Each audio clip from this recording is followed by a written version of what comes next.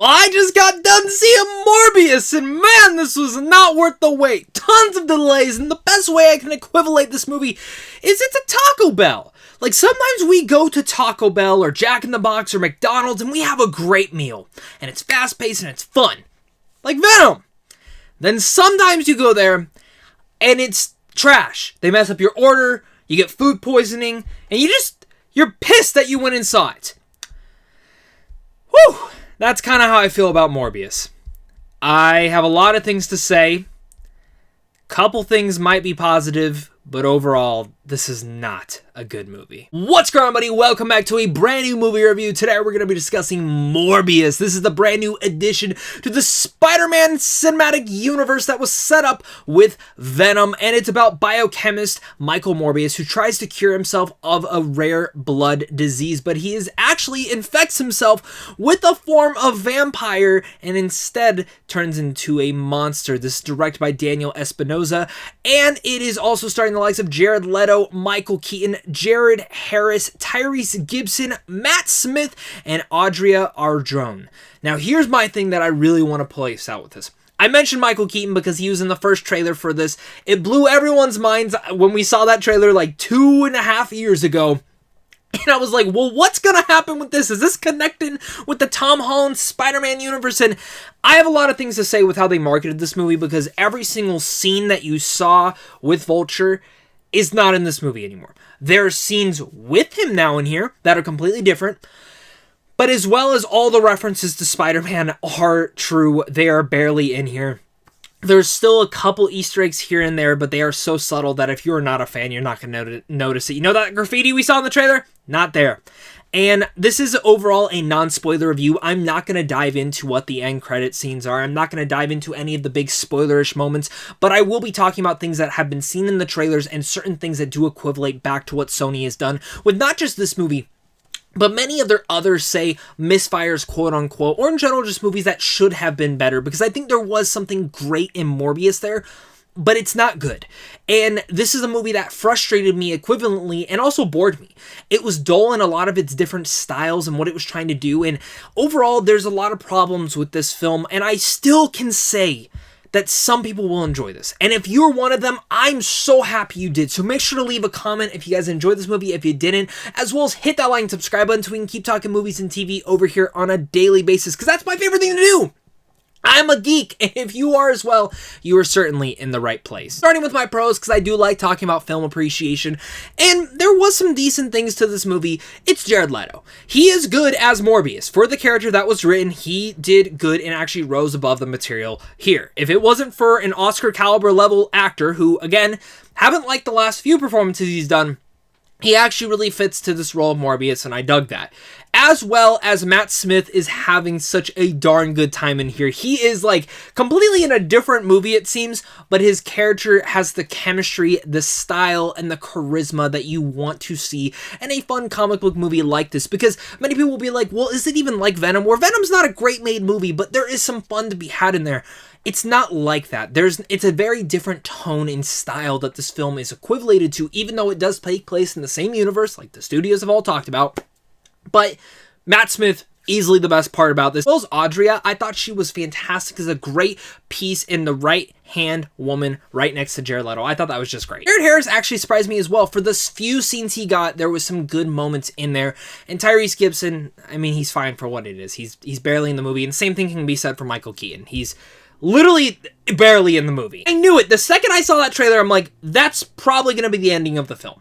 Like, that's either the ending of the movie or just a small little cameo that they had to show us so people would go see the film. Before I get too far ahead of myself, my last thing I do want to give the film where it is said is the concept itself of Morbius. There is actually something good here. I do like the character of Morbius from the comics. I think what they were trying to equivalate here is not bad, but it's also not great, and it just seems very lacking, and it feels rushed in execution when it comes down to the script. It seems like a couple more rewrites really could have gotten something different here.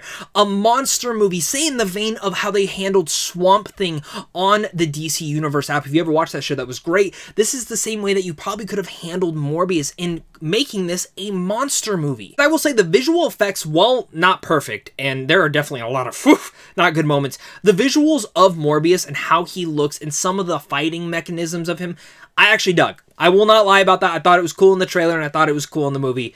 But it's so far and few between, as sometimes the CGI will definitely take you out of the experience. Speaking about the experience, I do think I need to mention this, and I think it is something that many moviegoers need to understand, is that a lot of stuff you see in the trailers is not there. People get frustrated by this all the time. A lot of the references and kind of really building up is, okay, what is this next step into the Spider-Man cinematic universe? What are they doing in here? We have Madam Web coming up. We have Kraven coming up. Of course, probably another Venom movie, another Spider-Man movie, and of course the Olivia Wilde directed Spider-Woman movie that she's making. There's so many different movies that they're making, and this very much felt like, okay, from the trailer, it feels like you're selling me that this will be the next evolution, that next chapter. How is this going to set up? The setup in here, it's a minute. It's literally a minute, and I did not like it. That is the post-credit scene, I will say. The post-credit scenes are absolutely illogical in the way that they are executed and make no sense to what has already been set up into the world, and especially how they are set up, because there's two of them. I'm not getting into spoilers, but they were frustrating to watch. And it comes after watching already a frustrating film, where it makes you look back at Venom 2's post-credit scene, which Venom 2 was entertaining for what it was, but then you see the post-credit scene, it's like, oh, this is great, and then obviously we saw Spider-Man No Way Home, and we're like, okay, well, what does that even justify? I think the same thing needs to be said here, is that they are trying to set up something, and it's the same issue they were running into with the Amazing Spider-Man series. The Amazing Spider-Man 2 has good ideas, but it just feels rushed, where Morbius doesn't feel like it's its own standalone thing until it wants to tie in, and then when it wants to tie in, you lied to the people seeing the trailers, who saw a Spider-Man graffiti in the back, who saw Vulture in there, who expect these different things to maybe tie in and further out this universe. And in the way they did, I thought it was terrible. And even speaking on that, when they do focus on the entire film itself, it is also terrible. The script here is not great. The editing as well, some of the camera sways, the way that it zooms in on certain characters just feels so overly melodramatic that took me out of my experience and really just baffled me at certain scenes. In a sense, this movie is a mix of the very first Venom, where it's Venom versus another symbiote, and as well as the Amazing Spider-Man 2 whole entire subplot of Harry wanting Peter's or Spider-Man's blood so that way he can be cured. I shit you not, that is the same plot. Take both those movies, mix them together, it's the same thing here, but definitely not fleshed out and very rushed. It's character development, all that sorts of things, it's not there, it's missing. And the finale, I timed this because I was genuinely like, wonder how much is left in the movie. I knew how long the film was, looked, saw that there was 20 minutes left, and I know at least 10 of that is going to be credits. And they summed this shit up in 12 minutes. How a film should be, it builds, climax happens, oh yeah, this is amazing, boom. She said. No, that was definitely a Michael Scott joke right there. That is what she said, but it is true. And it builds up, and it has this great pack, and then it just ends. This film builds, happens, climax, ends. Done. End credit scene. Done. End credit scene again. And for me, frustrating. Boring.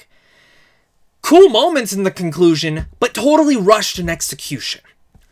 And I don't know where to end with that. Like, that is some of the things that just feels like issues in here. It feels like the story was rushed. It feels like, while it was an hour and 45 minutes, it just feels like there was not a cohesive nature of what they wanted to do. It's like, okay, well, we want to be a monster movie, but we also need to be the typical comic book movie. We need to make that. There was definitely a better script that needed to be needed.